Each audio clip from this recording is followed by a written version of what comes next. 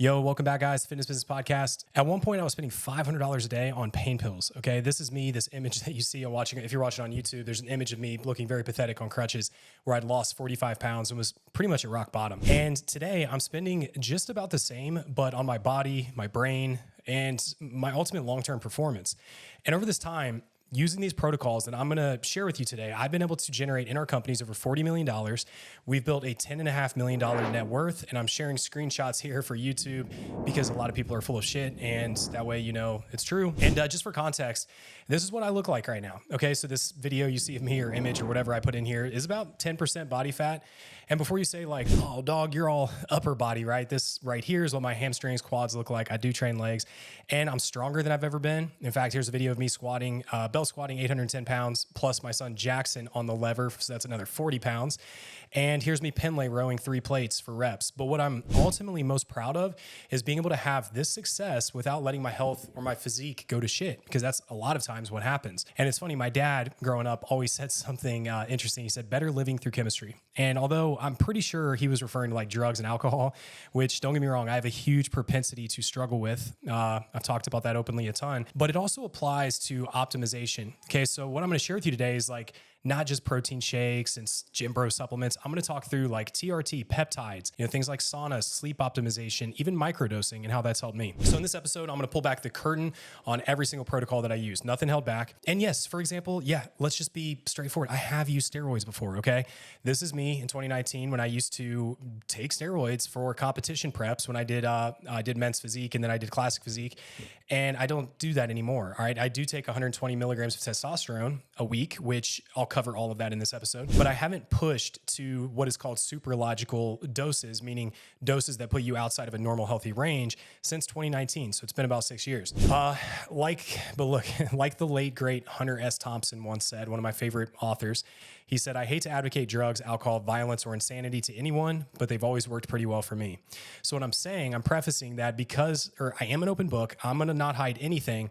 So keep in mind, I'm obsessive and frankly, a little bit insane. So none of this is advice. Okay. I'm not recommending this is what you should do. I'm just simply sharing with you, this is what I do and what's worked pretty well for me. And look, before we jump in, you should know that I have trained, I have dieted, and I have really obsessed over this for about 21 years. Okay. I've gone 21 years without missing more than a week in the gym. Okay. Even after having 3 foot surgeries in a year, getting ruthlessly addicted to pain pills, I would be 4 to 5 days out of surgery and on crutches in the gym doing upper body.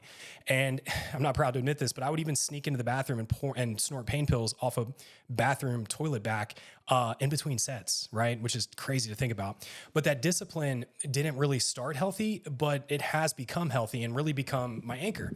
And so I never knew that doing this would be the literal foundation for my success necessarily. And it ultimately changed who I was as a person. I just knew I really loved being able to control those variables, my body, my physique, my training.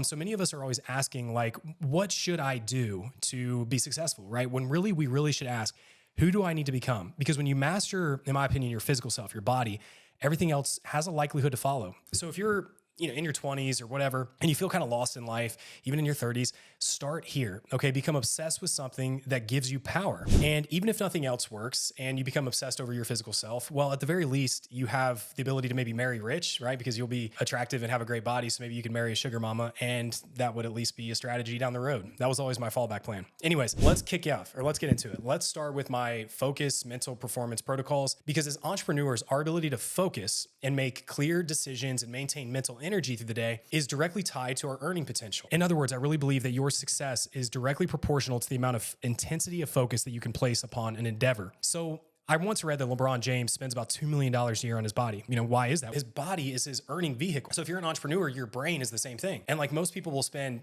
thousands of dollars on ads or whatever else before investing anything into their brains. But I would also argue, if you're a fitness entrepreneur, I would argue that your body really matters also. Okay, that's your walking billboard, but that's another conversation. So here's what I do to focus. I do use ADHD medication. I've had ADHD my whole life. All right, I've been on everything you could imagine, from Strattera to this, that, like cognitive behavioral therapy, the whole nine. I've tried Adderall, I've done all of it. The thing that has worked well for me is Vyvanse. I do that anywhere from 3 to 4 days a week, sometimes 5, but if I do 5 days a week, I take like 3 or 4 days off. And I try to do those on deep work days, okay, to get a lot of shit done. And then I will use another compound called kratom, Usually I try to stick to like 2 to 3, maybe 4 grams a day, max 5 to 6 days a week.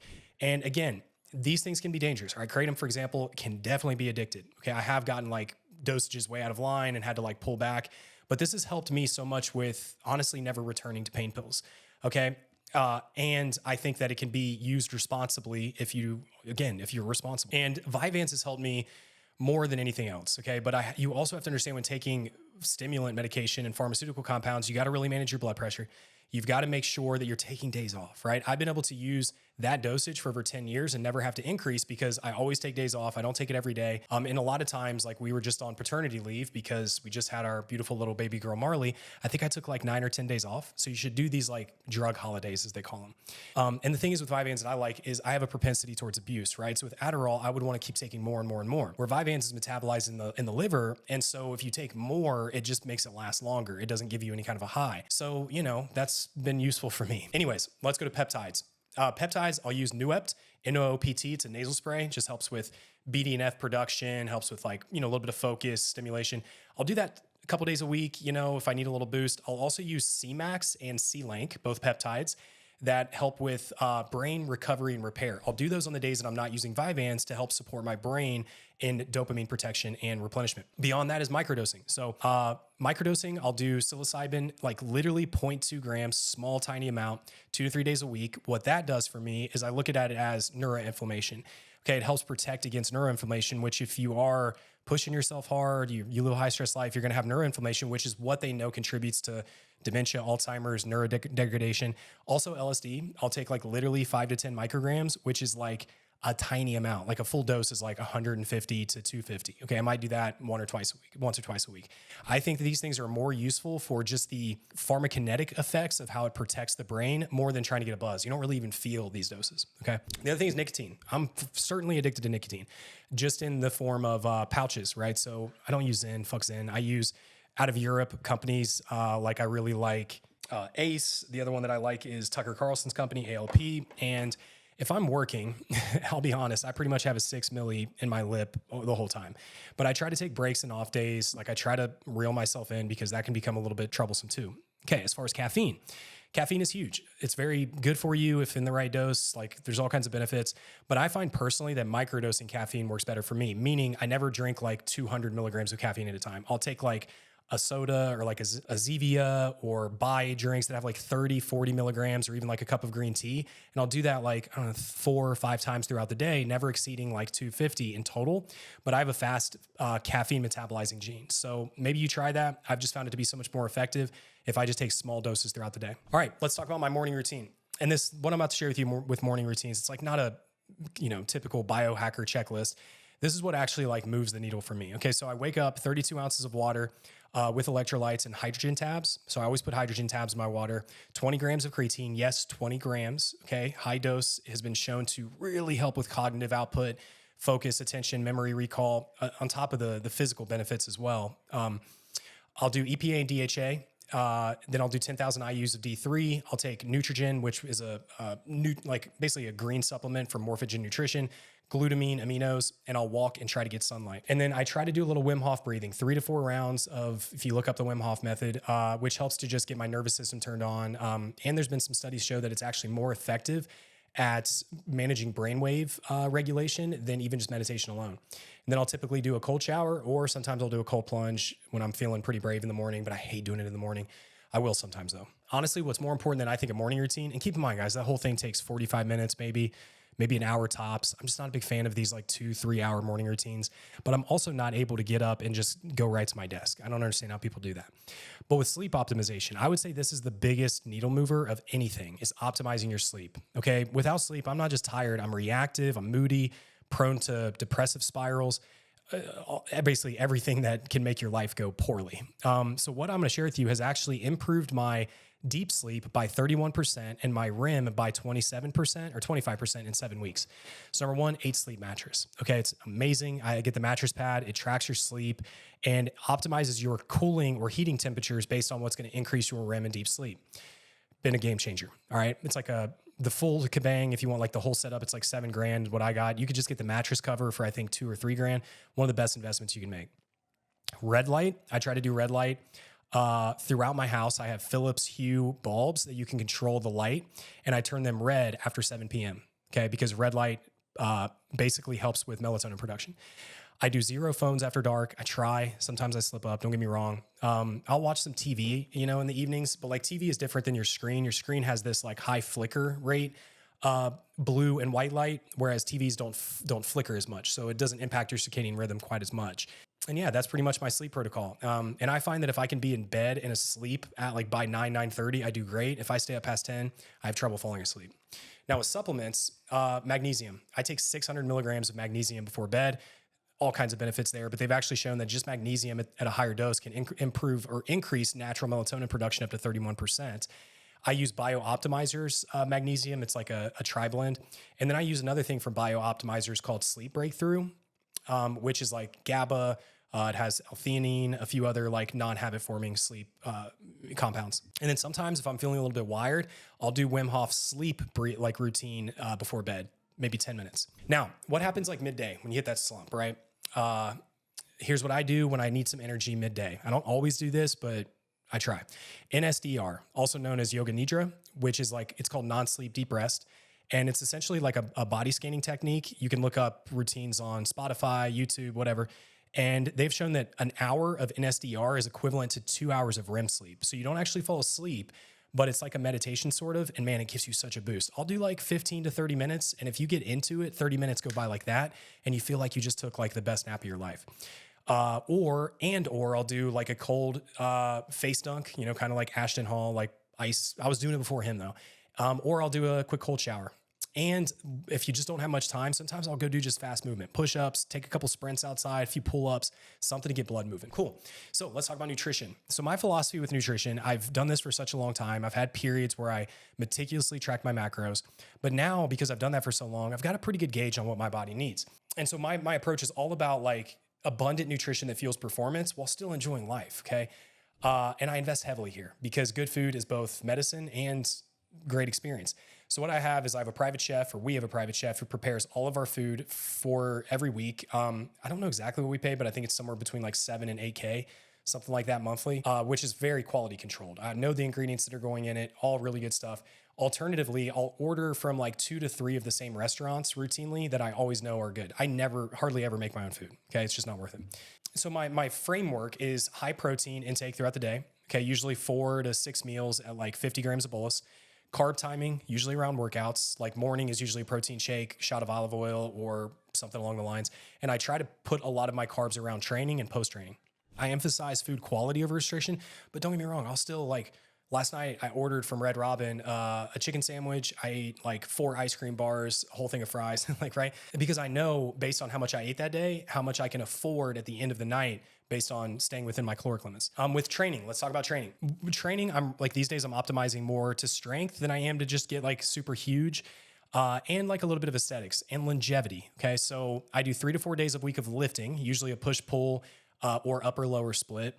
I'll also do sometimes full body splits 3 or 4 days a week. Works really great. And I do 1 or 2 days a week. I do zone 2 cardio. That could be like jogging or biking. And then I'll do HIIT at least 1 or 2 days a week, which it's like 5 rounds of something high intensity, like 20 kettlebell swings, 10 cows on an echo bike, or an assault bike, and then burpees. And then at least 1 day a week, I take fully off, sometimes 2, sometimes 3, depending on my HRV. So by the 8 sleep, you can track your HRV, which is essentially letting you know how well your body is responding to stress and are you overstressed. So if I see my HRV is like a 30, you know, in the morning, I'm like, that's probably going to be my off day. But if it's a 70, 80, 90, I'm like, cool, I can go hard today, right? And my workouts aren't like 2 hours long anymore. I try to do like DC style training, dog crap style, which is like for your big lifts, you're progressing through one big heavy top set for 4 to 6, 8 to 10, 10 to 12 reps. You hit that top set and then you do a back down set where you reduce the weight by like 10, 20% and then go for AMRAP and you track both of those lifts. And then you just try to progress on either load or reps and keep getting stronger from there. All right, final section, guys. And you're probably going to need to listen to this a couple times, slow it down, but this is just how I like to share, is longevity, hormones, and health. Okay, this is where most people fall off. They optimize for today and not thinking about the next 30 years. So I do daily heat and cold. No, not daily, but sauna I do almost every day. I am addicted to the sauna. My wife jokes that she's like, we'll be on a trip somewhere and they'll be like, Jordan has to take an emergency sauna break. Like I have to find saunas no matter where I'm at. For our live events, I try to only schedule at hotels that have saunas. So like literally on lunch breaks, I'll go do a sauna. It just works so well for my brain. But I have a sauna at home that gets to 230 degrees dry Fahrenheit. And I do that for usually like 15 minutes, get out, take a cold shower or face plunge, go back in for another 10 or 15. I also have a cold plunge, but it's broke right now. We actually have somebody downstairs right now fixing it, and I'll get back into that. Cold plunge, I try to do 3 times a week, 4 times a week on my days that I don't train, because we know that if you cold plunge within an hour to 2 hours after training, it can really diminish the hypertrophic effects of the inflammation that you actually want from training. So a little side note there. So I try to do it on days that I do cardio or just my off days. Peptides. So peptides, not super consistent here, but I like to use different periods, different things. So like BPC and TB500, I'll use for not only like it helps repair dopamine systems. It also helps with your gut. It also helps with any injuries. I do that combination usually for like an 8-week spurt. I'll use SS31, which is for cardiovascular health and cardio inflammation. I'll do that 5 days on, 2 off. And then I do CJC 1295 imiperilin, usually 4 to 5 days a week. It's a growth hormone secretagogue. I do it at night. It's hard for me to stick to that one though, because you don't want to eat within 2 hours before you do it. And I always eat my last meal of the day super late, because if you eat, insulin goes up, and insulin has an inverse effect on growth hormone. So it makes it like not very effective. Anyways, for other things, like I use like cardiovascular and organs supporting supplements. I use a product called Morphoprime from Morphogen Nutrition, and different cognitive stats like neurotropics, things like that. Now for hormones, I do TRT as mentioned. I do about 120, 130 mgs a week. I break that up into 2 doses, usually Monday and Thursday. I also use Cialis, not for the boners necessarily, but it's a really, really great longevity tool because it just stimulates blood flow and vasodilation, right? So not only does it help with like blood pressure and just overall pumps, but it just makes you feel good too. And then finally, I use NAD. So NAD is an amazing compound that your body naturally has, but as you get older, it diminishes, and it's directly tied to longevity. So I do a 5-day in-home NAD push. That sucks. It's miserable. But you have to basically do 500 milligrams a day for 5 days to really load yourself up. I do that once per year. And then at least every 2, 3, 4 months, I do 1-day pushes for maintenance. I actually just did one last week. Man, as soon as I just did a 1-day last week, my HRV, my sleep scores went through the roof. I feel great. I have like so much more mental clarity. It's amazing. Now, that's it. Okay, final thoughts. I don't do this all because it's necessarily easy. It's just become part of my identity, okay? These are variables that I can control, and it keeps me disciplined, and it keeps me healthy, focused, performing, and also me just knowing like my body is my business. And so if you add up all the math, I did it the other day, it does come out to about $175K a year, somewhere in there between everything. So it's not cheap. You don't have to go as far as I go, but you can add in a little bit of these variables. And I do think that if you can double down on these things, it will create more earning potential, in which case you can reinvest into more mechanisms. So that's it, guys. Hopefully you found some value in this. If so, maybe let me know. Hey, Jordan, you're a psycho, but this was informal. And shoot me a message on Instagram. Maybe share it with somebody if you want. And I just appreciate you guys listening. As always, I will see you on the next one.